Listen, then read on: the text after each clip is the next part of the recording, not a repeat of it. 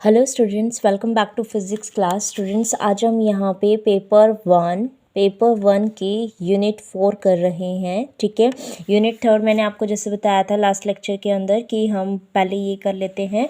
Unit 4 जल्दी complete हो जाएगी हमारी, उसके बाद हम यूनिट 4 हमारी जल्दी कंप्लीट हो जाएगी, फिर हम यूनिट 3 के ऊपर चलेंगे। ठीक है, तो इसके अंदर देखो हमने क्या करना था, इसके अंदर डिफरेंशियल इक्वेशन और उसके जनरल सॉल्यूशन आज करने थे। तो आप हेडिंग डाल लीजिए कि differential equation of SHM and it's general solution. ठीक है, तो अब हमें क्या करनी है, इसकी डिफरेंशियल इक्वेशन निकालनी है। एक्चुअली में जब आप किसी भी पार्टिकल को आप जैसे आपने एक यहाँ पे एक रिजिड वॉल ली हुई है, उसके साथ में हमने एक स्प्रिंग लगाया था और यहाँ एक ब्लॉक लिया था मास m का, तो आपने ये देखा था कि जैसे आप उसको स्ट्रेच करते हो तो वहाँ पे एक रिस्टोरिंग फोर्स आ जाता है, राइट। और उस रिस्टोरिंग फोर्स की आप वैल्यू भी बता पा रहे थे। लेकिन हमें ये पता है कि कोई पार्टिकल अगर मूव कर रहा है तो वहाँ पे हमारा न्यूटन्स लॉ भी तो अप्लाई होएगा, तो वहाँ से जो फोर्स निकलता है और यहाँ से जो फोर्स निकलेगा ना, हमें क्या करना है बेटा, उन दोनों फोर्स को क्या करना है, इक्विवेट करना है। ठीक है, यहाँ से जो भी वैल्यू निकलेगी ना, वही हमारी डिफरेंशियल इक्वेशन ऑफ SHM होती है। ठीक है, बस आपको इतना ध्यान में रखना है। अगर इतना ध्यान में रखना है तो पहले हमने जो बॉडी को मूव करके उसको स्ट्रेच किया था, जो फोर्स आया था रिस्टोरिंग फोर्स, वो तो बताना पड़ेगा ना इसके अंदर। तो सारा लिखने की वजह थोड़ा सा लिख देते हैं इसके अंदर कि consider a particle of mass m performing linear SHM with its mean position O between two extreme position A and B। हमने क्या माना है कि एक मीन पोजीशन वो इस तरीके से यहाँ जा रहा था, ये हमारा फोर्स इज इक्वल टू 0, जैसे स्ट्रेच कर दिया तो एक्सटेंडेड यहाँ पे इतना आ गया, लेकिन इसको छोड़ते हैं तो हमारे पास ये दोबारा यहाँ आएगा, लेकिन यहाँ पे स्टॉप ना होके यहाँ पे और आ जाता है। तो ये तो हमारी क्या होगी, मीन पोजीशन। इसके टू एंड फ्रो ये हमारे पास ऑसिलेट कर रहा था, तो उसी चीज़ को मैं बता रही हूँ यहाँ पे कि ये इस तरीके से हो गया, जहाँ पे ये हमारे पास क्या है, A पॉइंट है। ठीक है, ये हमारे पास कौन सा है, B पॉइंट है। ये भी मेरा कौन सा हो गया, एक्सट्रीम पोजीशन। ये भी मेरी कौन सी होगी, एक्सट्रीम पोजीशन। ठीक है, यहाँ पे क्या हुआ कि मैंने ये वाला पॉइंट मेरा ओ माना हुआ है, जो कि मेरा मीन पॉइंट है। ठीक है, इस पॉइंट से मैं एक बारी P तक का डिस्प्लेसमेंट करके यहाँ पे देख रहे हैं। ठीक है, और इसके ऊपर स्ट्रेच लगा रहे हैं, तो ये हमारे पास फोर्स भी हम बता सकते हैं यहाँ पे। और ये इस साइड लेके जाता है इसको, और जो हम यहाँ पे स्ट्रेच कर रहे हैं वो हमारा बैक लेके जाता है, क्योंकि रिस्टोरिंग फोर्स है। जब इसको यहाँ लेके आते हैं तो यहाँ पे भी ये सोचता है कि ना यहाँ नहीं जाना, मीन पोजीशन की तरफ जाना, और जब यहाँ खींचती हूँ तो यहाँ पे भी ये सोचता है कि ना मीन पोजीशन की तरफ जाना है। ठीक है, तो इस तरीके से हमने किया हुआ है, और एक ये पॉइंट P मान लिया। ठीक है, इसके बारे में लिख देते हैं कि let P be the any position of particle eight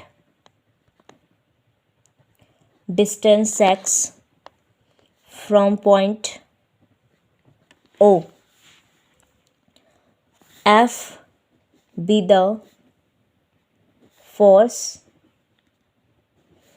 acting on the particle towards mean position। और हमने ये कौन सा माना है, हमारा F हमारा फोर्स लेके चल रहे हैं ना मीन पोजीशन के टुवर्ड्स। ये इधर जा रहा है तो भी टुवर्ड्स लेके जा रहा है, इधर जा रहा है तो भी टुवर्ड्स लेके जा रहा है। ठीक है, तो अगर इस तरीके से है हमारा, तो by definition of linear simple harmonic motion हमारा फोर्स माइनस ऑफ kx के इक्वल है। इसको फर्स्ट इक्वेशन मान लेते हैं। And from Newton second law of motion F is equal to किसके इक्वल होता है, एम ए के इक्वल होता है। ठीक है, ए क्या है, एक्सेलरेशन ही तो है। एक्सेलरेशन क्या होता है, double time derivative of the displacement. Displacement कितना करे बेटा, एक्स का, तो यानी कि ये M D two X by D T का स्क्वायर हो गया। तो अगर ये भी फोर्स है, ऊपर वाला भी फोर्स है, तो फ्रॉम फर्स्ट एंड सेकेंड से ये दोनों इक्वल हो गए। तो M D two X by D T का स्क्वायर किसके इक्वल हो गया, माइनस के एक्स के इक्वल हो गया। ठीक है, अब ये माइनस का जो के एक्स आया है इसको इधर लेके आऊँगी तो प्लस का हो जाएगा, और इसको भी इसके नीचे ले जाती हूँ। ठीक है, तो ये इक्वेशन कितनी हो जाएगी, D two X by D T का स्क्वायर, ये कितना हो जाएगा, प्लस का K by M X is equal to 0 हो गया। अगर हम यहाँ पे के बाई एम को क्या मान ले, अपनी एंगुलर फ्रिक्वेंसी मान ले ओमेगा का स्क्वायर, तो ये इक्वेशन कितनी हो जाएगी, D two X by D T का स्क्वायर प्लस में omega square X is equal to 0। ये ही हमारी क्या है, differential equation of linear simple harmonic motion है। तो आप कहोगे कि this is the differential equation of linear simple harmonic motion. ठीक है, लीनियर सिंपल हार्मोनिक मोशन की ये ही हमारी इक्वेशन आ गई। अब हमें क्या करना था, इनके जनरल सॉल्यूशंस फाइंड आउट करने हैं, है ना। तो अब हम किसकी तरफ जाएंगे, इनके जनरल सॉल्यूशंस को फाइंड आउट करेंगे। जनरल सॉल्यूशन को फाइंड आउट करने के लिए हम क्या करते हैं बेटा, इसके अंदर थोड़ा सा कुछ लिखेंगे, क्योंकि सॉल्यूशन अगर फाइंड आउट करना है तो हमने ये देखा है कि जो इसका डिस्प्लेसमेंट ये हम कर रहे हैं टू एंड फ्रो, ये तो हमारा ट्वाइस टाइम हो रहा था। ठीक है, तो हम जो डिस्प्लेसमेंट करके इसका जो लिखना चाह रहे हैं, तो हम क्या करते हैं, एक काम करते हैं कि ये वाला जो फैक्टर है ना, इसके साथ में क्या कर देते हैं, 2x dx by D T को क्या कर देते हैं, मल्टीप्लाई कर देते हैं। ठीक है, और उसको करने से हम क्या कर सकते हैं, इसके इजीली हम इक्वेशन को जो सॉल्यूशंस हैं इसके वो फाइंड आउट कर सकते हैं। ठीक है, तो हम इसको ही करते हैं। फॉर्मूला तो हम यही लेके चलेंगे, मतलब वो डायग्राम तो आप यही लेके चल सकते हो, है ना। तो आप यहाँ पे लिखिए कि solution of differential equation of linear simple harmonic motion। ठीक है, इसको करने के लिए हम मान के तो वही चल रहे हैं। ठीक है, यहाँ से यहाँ तक का था, इसको एक मीन पोजीशन मान के चल रहे हैं। ठीक है, और यहाँ तक हमने क्या कर रखा है, कोई भी इंस्टेंट में कोई भी टाइम टी कुछ भी लेके चलो, वहाँ तक का डिस्प्लेसमेंट हमने एक्स माना हुआ है। ठीक है, और यहाँ से यहाँ तक की जो डिस्टेंस वगैरह होगी वो हम ए मान के चल रहे हैं। ठीक है, तो यहाँ पे क्या लिखोगे, the solution of equation D two X by D T का स्क्वायर प्लस में omega square X is equal to 0 will provide displacement X of object at X, हमने क्या माना इसको पॉइंट के ऊपर। ठीक है, और इसको कोई भी पी पॉइंट माना हुआ था, इसको T is equal to T time, इसको T is equal to 0 time पे बोल देते हैं। क्या दिक्कत है, कोई दिक्कत नहीं है, हमने तो यही तो मान रखा, ये हमारे पास बी था। ठीक है, तो at any time object of at any instant of time T, then multiply 2 dx by dt by with equation, इसको फर्स्ट नाम ही दे देती हूँ ना, विद इक्वेशन फर्स्ट। ठीक है, ऑन बोथ साइड, तो अगर दोनों साइड करूँ तो उधर जाके तो 0 ही हो जाएगा, इसके दोनों को कर देते हैं। तो ये कितना हो जाएगा, 2 dx बाई डी टी, यहाँ पे D two X by D T का स्क्वायर प्लस में 2 dx by D T omega square X is equal to कितना हो जाएगा, 0 हो जाएगा। ठीक है, अब ये कहता है कि हमने दोनों साइड क्या कर दिया, इसको मल्टीप्लाई कर दिया। ठीक है, अब ये कहता है मल्टीप्लाई करने के बाद हम क्या कर सकते हैं, ये ट्वाइस टाइम इसका डिफ्रेंशिएशन हो रहा है, तो इसको थोड़ा सा अरेंजिंग फॉर्म में लिख देते हैं। ठीक है, अरेंजिंग फॉर्म में लिखेंगे तो यहाँ से देखो, ये तो 2 तो दोनों में ही आ रहा है। ठीक है, तो 2 दोनों के अंदर आ रहा है, तो हम क्या कर सकते हैं, और इसको फॉर्म में कैसे कर सकते हैं, देखो इसको मैं ये लिख सकती हूँ, D by D T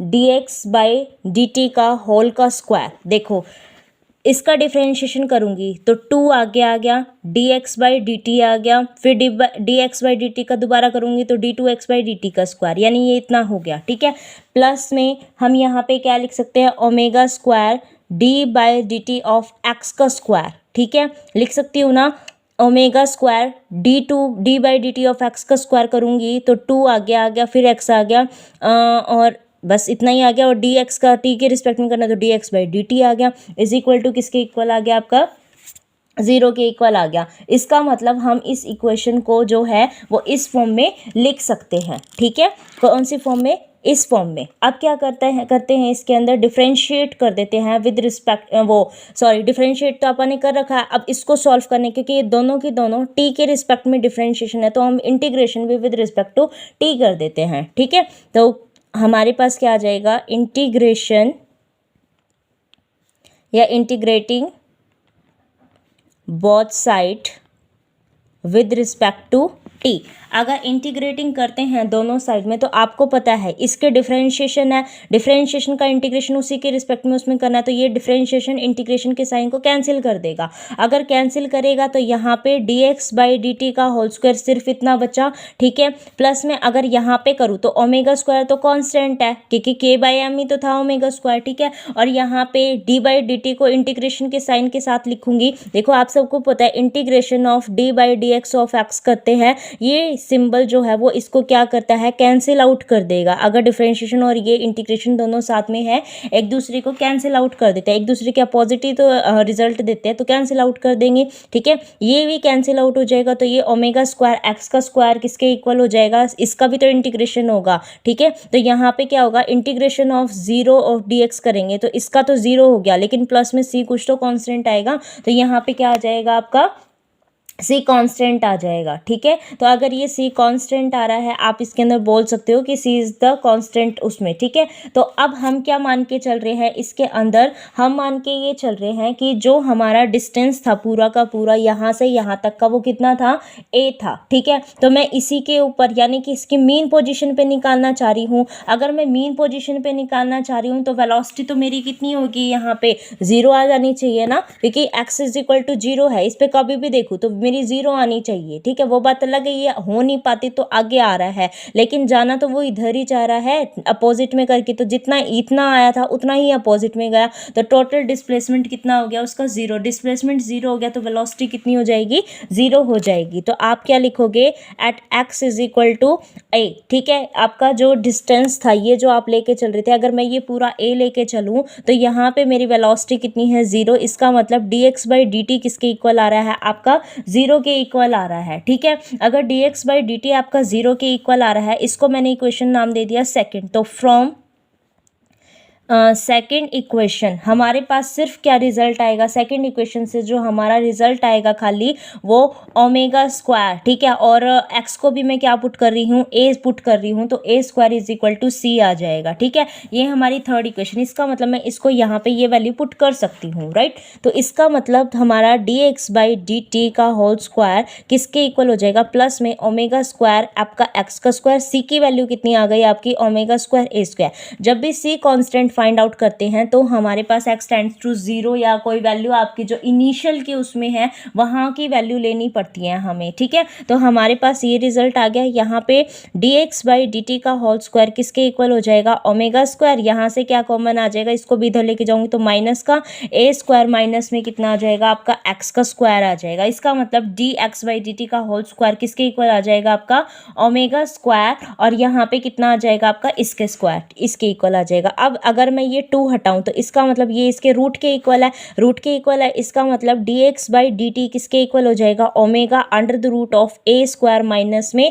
x square के इक्वल है। अब हमें क्या करने की ज़रूरत है, अब हमें इसको सॉल्व करने की ज़रूरत है ना। अब इसको सॉल्व करेंगे तो डिफरेंशिएशन की फॉर्म में देखो तो यहाँ पे x के नीचे x का कंपोनेंट ले जाते हैं और इसको इधर ले जाते हैं, तो x के नीचे x का कंपोनेंट जाएगा तो under the root of a square minus में x square is equal to omega into dt। अब यहाँ से तो कुछ नहीं होगा, इसका मतलब तो मेरे को तो इंटीग्रेशन करना पड़ेगा। तो अब हमें क्या करना पड़ेगा, इस फैक्टर का इंटीग्रेशन करना पड़ेगा। ठीक है, और हमें पता है हमारे इंटीग्रेशन वाले उससे कि जब हम इंटीग्रेशन करते हैं किसका, under the root of A square minus X square, इसका रिजल्ट तो मेरा sine inverse X by A आता है। आप सबने पढ़ा हुआ है ना। अगर ये इसका रिजल्ट है तो हम क्या कर सकते हैं, डायरेक्टली इसका रिजल्ट पुट कर सकते हैं। कहाँ पुट करोगे, आपने ये लिखा था integration of A square minus में X square is equal to integration में ओमेगा डी टी प्लस में आपका सी, ये हो गया ना। इंटीग्रेट करोगे तो ये हो जाएगा, इसका रिजल्ट तो एज इट इज़ यही आप पुट कर सकते हो, sine inverse X by A is equal to किसके, इंटीग्रेशन ऑफ ओमेगा, और यहाँ पे ये कितना हो जाएगा आपका टी के रिस्पेक्ट में, और प्लस में सी कोई भी कांस्टेंट आपका यहाँ पे आ रहा है। ठीक है, सी हमने कोई भी कांस्टेंट यहाँ पे ले लिया। अब ये कहता है कि अगर हम यहाँ पे ये चीज़ जैसे कर रहे हैं, ठीक है, sine inverse X by A, अब इसका इंटीग्रेशन करेंगे तो ये कितना हो जाएगा, sine inverse X by A is equal to omega T plus में, अब जैसे सी आपने वहाँ लिख रखा था तो आप इसको C1 की फॉर्म में भी लिख सकते हो। ठीक है, और आपको पता है कि यहाँ पे जो भी ये ट्रैवल करेगा ये पर्टिकुलर किसी फेज को लेके करता है, तो आप यहाँ पे फाई को से भी इसको डिनोट कर सकते हो। ठीक है, फाई से भी इसको डिनोट कर सकते हो। तो यहाँ पे हमारे पास एक्स बाई ए किसके इक्वल हो जाएगा, साइन इनवर्स सा उधर जाके साइन हो जाएगा ओमेगा टी प्लस में फाई के इक्वल हो जाएगा, और एक्स किसके इक्वल हो जाएगा, A sine of omega T plus में फाई के इक्वल आ जाएगा। ठीक है, ओमेगा टी प्लस में फाई के, तो ये एक्स ही तो हमारा डिस्प्लेसमेंट था, इतना और आगे जो जा रहा था, यानी इतना फेज के साथ इतने टाइम के उसमें इस तरीके से वो मतलब साइन के उसमें करके चल रहा था। ठीक है, तो ये ही हमारे पास क्या है, general solution of simple harmonic motion, linear simple harmonic motion. ठीक है, general solution of linear simple harmonic motion हमारा यहाँ पे कंप्लीट हो जाता है। ठीक है, नेक्स्ट उसके अंदर हम करेंगे अपने एनर्जीज के बारे में डिस्कस। ठीक है, नेक्स्ट टॉपिक हमारा जो रहेगा कल वो एनर्जीज के बारे में रहेगा। Thank you for watching this video and keep sharing with your friends. Thank you.